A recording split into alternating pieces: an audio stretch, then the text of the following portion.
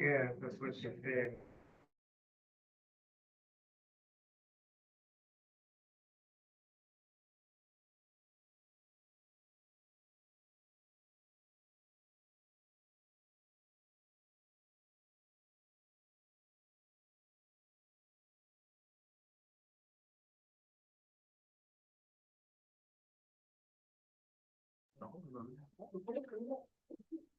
And her line of wireless and got the waste thing going down.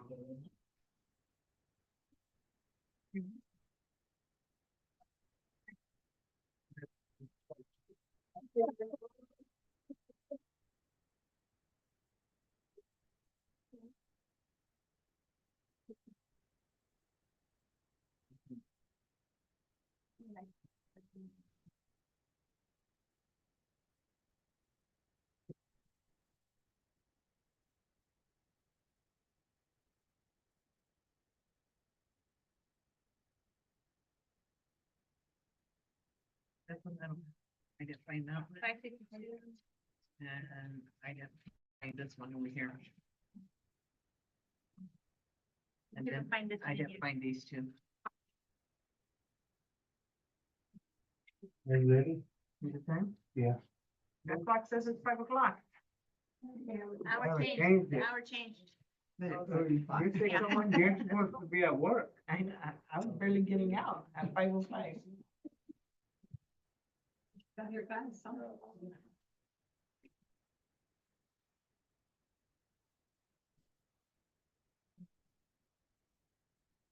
Bring the study session to order at 6 o'clock, March 11th, 2025.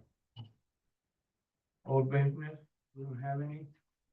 New business, discussion of Gray Osborne and amendment number 7 for water treatment pilot study. Oh, He'll be. I don't even see him walk in. You're that quiet. I was sleepy. Good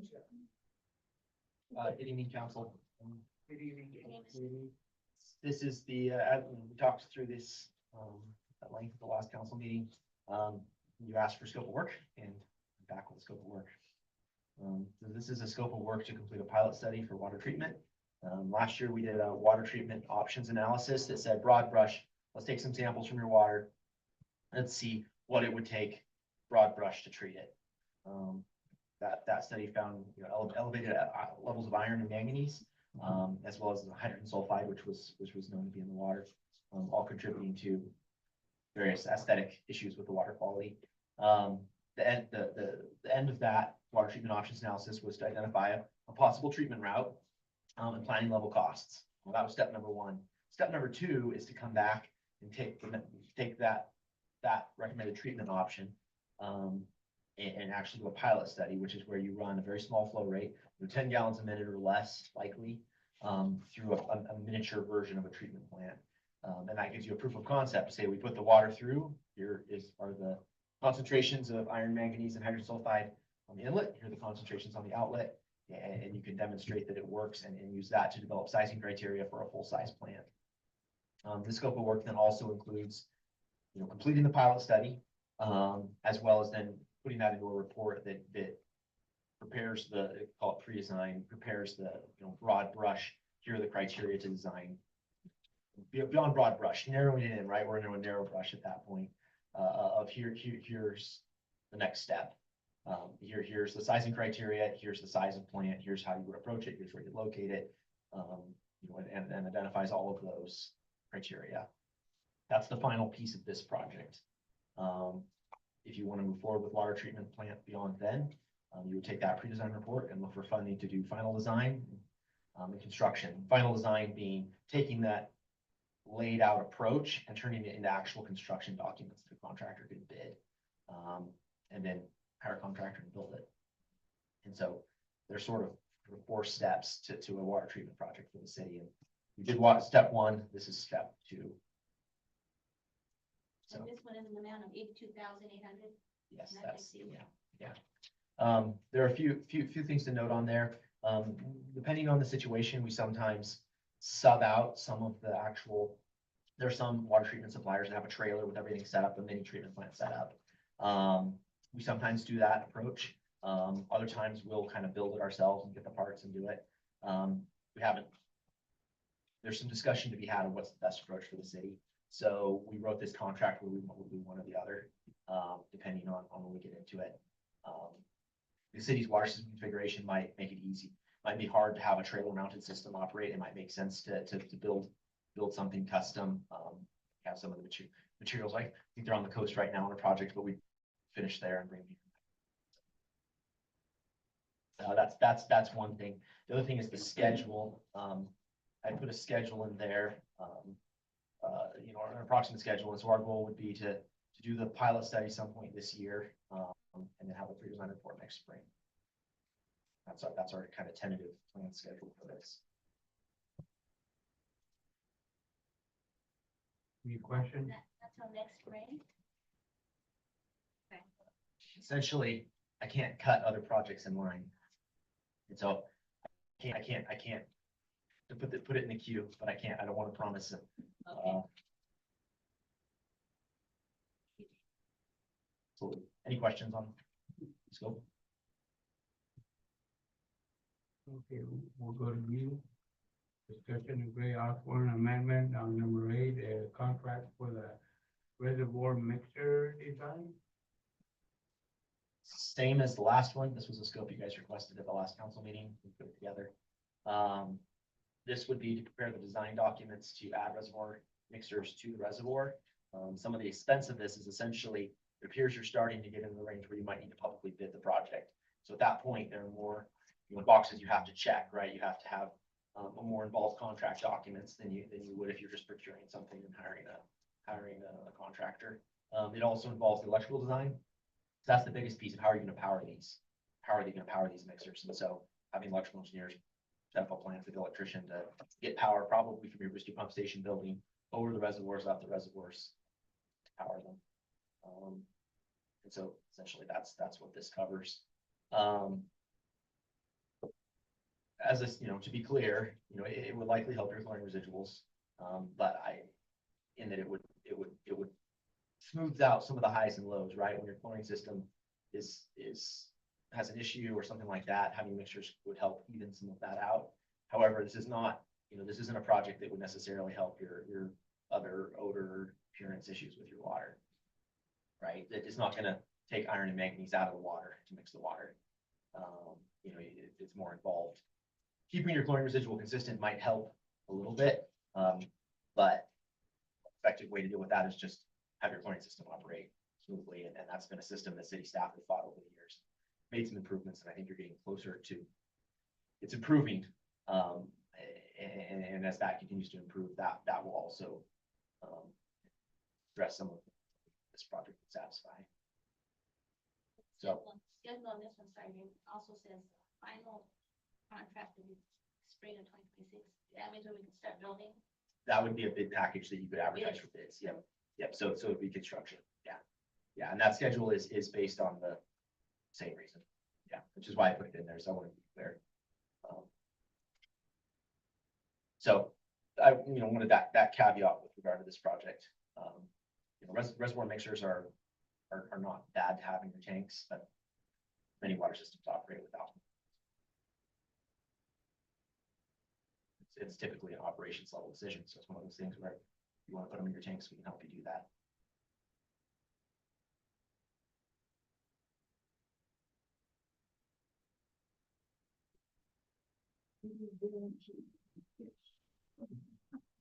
Nothing's guaranteed, even when it's dig the wells, isn't guaranteed. We had that one with the sand.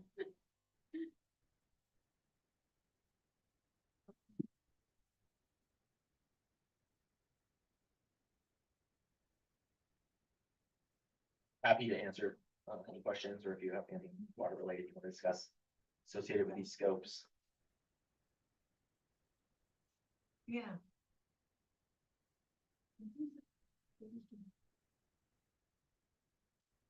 Why don't you add it to the agenda? Vera, add it to the new business. But you can add it. If you want to add it to new business, we can talk about it. You're saying, I'm not sure I want to talk about it. oh, I'm asking that. well, you can, Because we don't have Lori, that's something like this too. Okay. you can go to the second on it, right? Well, Yeah, oh, that's right, I'm gonna have to take this way. I'm good on that, Jamie. Anybody else? Okay, questions? Diane? Sophie? No. Yeah. Yeah, Thank you. thank you. Let's go down to C, discussion and installation of sprinklers for government park.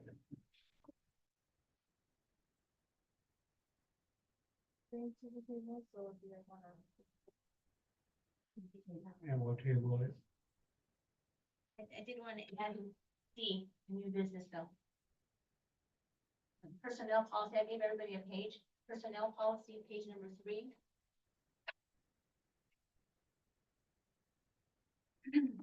In regards to the authority of the mayor with hiring.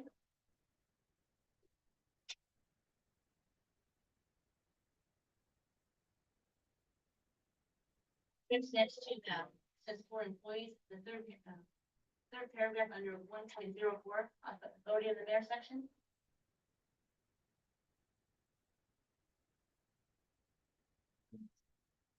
Yeah.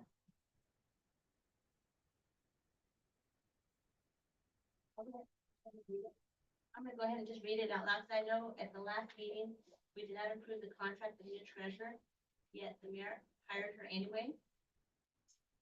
And here it says the authority of the mayor.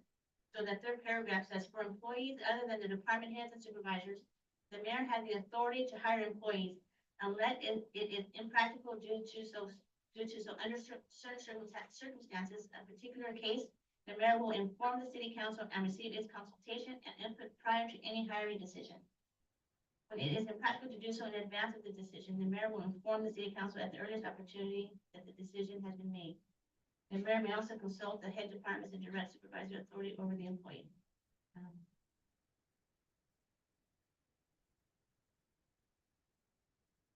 So she didn't have the authority to hire her without our approval. And yet I heard she's been working. So I don't know what we can do about this. We don't have an attorney right now to consult, Yeah. but, and we did do a spending freeze.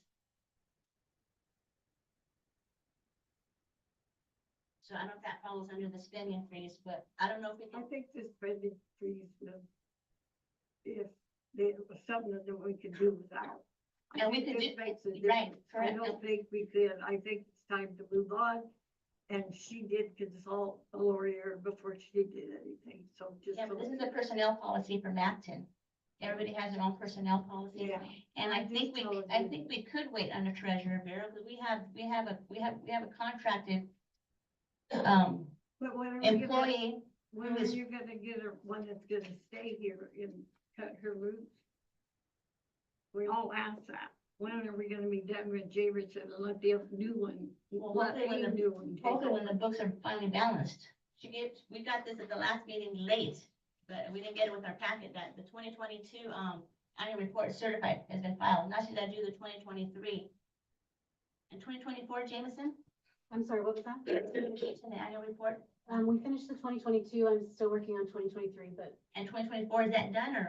2024 is not, no, I have to get through 2023, then 2024. So it wasn't a necessary spending, 'cause we're paying a contracted employee to fix our books right now. You have your opinion. I will say Yeah. though, I will say that I'm not necessarily working on the daily business of the Right. treasurer.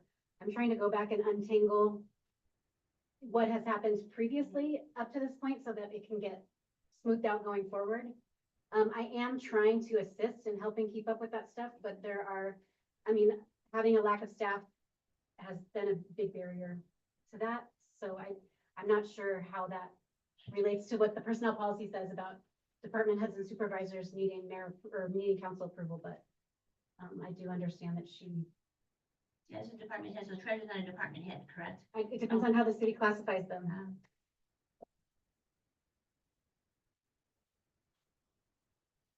You know, in terms of personnel policy, that she shouldn't have hired her until she got our approval, and we did not approve it at the last meeting, so we're gonna have to consult, I don't know if we can get an attorney to consult. Like that son-in-law to consult. For a question like this, since we don't have our own attorney yet. Wanted to read that, so everybody knew. WCIA, Yeah, wouldn't they help us? or- WCIA to help us out until, Anybody? Well, this was direction from Ben, so Ben said if you had questions, you guys could reach out to him. Oh, okay. Cause he's the one that gave her information. She'll feel no which.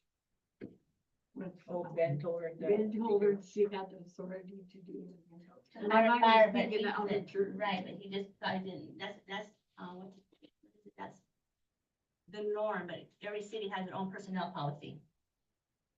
Right, Well, I think, from what I'm understanding, it sounds like Ben gave the mayor the approval based on it being a strong mayor form of government. The mayor has the authority to hire and fire, staff members. Mhm. But you do have your own municipal code and internal policies that you would want to follow. So it does depend on how the person who was hired is classified. Are they classified as a supervisor or a department head? If so, according to this policy, it looks like they may have required council approval, but if they're not a supervisor or a department head, then she couldn't hire them, yes. but this person is not a department head or supervisor, so she needed to get our approval, which we did not approve, so we need to find out what we can do about that now. Can I ask something? Can we start moving forward? We're stuck. It's all personal. And I don't care what anybody says, and I don't care who gets mad at me. I'm tired of it. We have not done any real business in quite a while, Okay, so. Point of order. whatever. You don't want to do business, huh? No, we do. You're one that just tries to do that.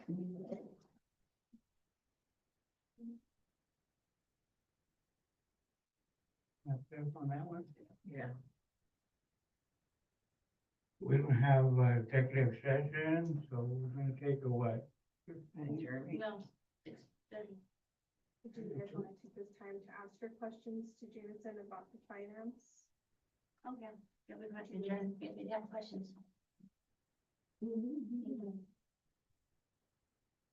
The microphone. Okay, so we're gonna have to add F. Oh, E, sorry. Financial questions to James.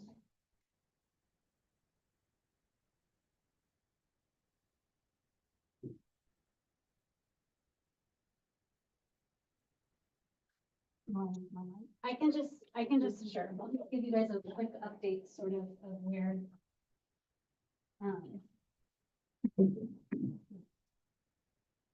So the city brought me on just to, is it done?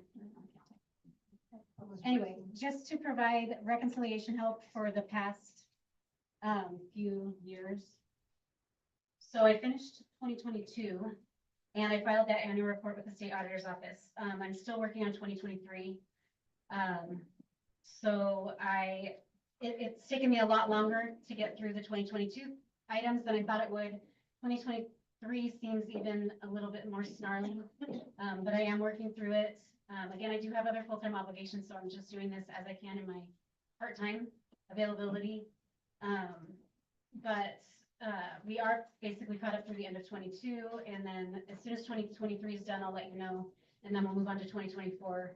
And I should have that all done and caught up in order to file the annual report for 2024 on time, which will be in May by the end of May of this year. So we are close to having that up to date. I am trying, with the help of permanent staff, to keep the daily financial records up to date, but I don't have a lot of time to work on that, and it would, with a lack of staffing in City Hall, it would be helpful if we had more staff available to help with that, so. And the audit is still ongoing. I know that the auditor just recently, last week, sent another list of questions on transactions that I'm going through for them as well, for 2023. So they're still trying to get into that. As I finished the 2022 annual report, they were able to start going through the audit on that year. And they're starting to get into 2023 now at this point. And so as soon as I get through that annual report, I will be able to help them with more of that. We do have the SLFRF, the ARPA report that needs to be filed by the end of this month for the 600 and something thousand that the city collected in 2021 and 2022 under the American Rescue Plan Act. So I am trying to get everything together to file that by the end of this month so that we don't have to give any of that money back. That's all I have to report. And I'm happy to answer questions if you have any. Any question, Dan? I don't. Okay. How does our fund balances look? So at the end of 2022, the fund balances were not out of the ordinary for Madison, not necessarily great, but the sewer fund was still in the hole by about $200,000 and the street fund by close to 300,000. So, you know, that's not too bad. But 2023 is where it's getting really dicey, and because of some accounting errors, it's really hard for me to give any information on current fund balances because there were things like chunks of money from like the state of Washington for state shared revenues and from Yakima County for property tax that haven't been receipted into the right funds. And so until I can get those straightened out and entered correctly, each individual fund balance is not going to be accurate. So if we were to look at like today, up through today, for like, well, not through today, but through the end of 2024, it basically shows that the general fund only had like 57,000 in it. But I don't think that's accurate because, like I said, of missing receipts for things that automatically come into the bank, like the county property tax and the state shared revenues. So hopefully once I get those caught up, we'll be able to give you a better picture. A memorandum we got at the last meeting. Can you go over that a little bit? Sure. So at the last meeting, I provided the city with a memo that kind of did this, caught you up with where we were on the reconciliation process. And like I'm just saying, there are definitely discrepancies between what was actually received in the bank and what the city's accounting system shows as receipts, and vice versa for money that was actually paid out of the bank and payments that the city's system shows that have been paid. And a lot of that is due to accounting discrepancies. So a couple examples would be checks that were issued incorrectly so that they were voided, and then the city corrected it and issued the check correctly, but they didn't actually void the check in the system. So there's like duplicate payments listed that I need to go through and make sure that we get all of the correct voids completed. And the same on receipt side, there may be a receipt that was receipted incorrectly and then receipted correctly. Well, the original incorrect receipt wasn't removed from the system. So it is literally a month by month going through every single bank deposit and transaction that was received. So it's very time consuming. Otherwise, the city does have money in the bank. So as far as checks clearing, again, I still wouldn't say that the city needs to be afraid of having checks bounced. The accuracy of where those funds are coming from right now is just up in the air. And that's pretty much what the report showed.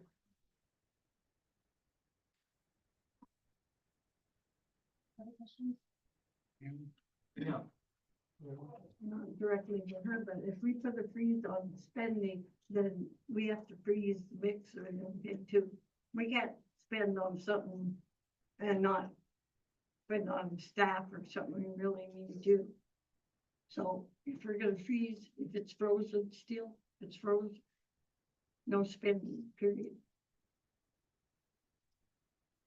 All right, well, let me know if you guys have other questions. You can email me and I can try to get you guys those answers by the next council meeting. Thank you, James. Thank you, Thank Janet. you. Any other questions?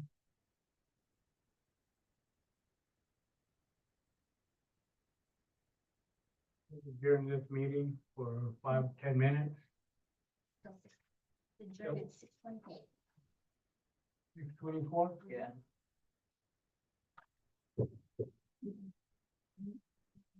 6:30.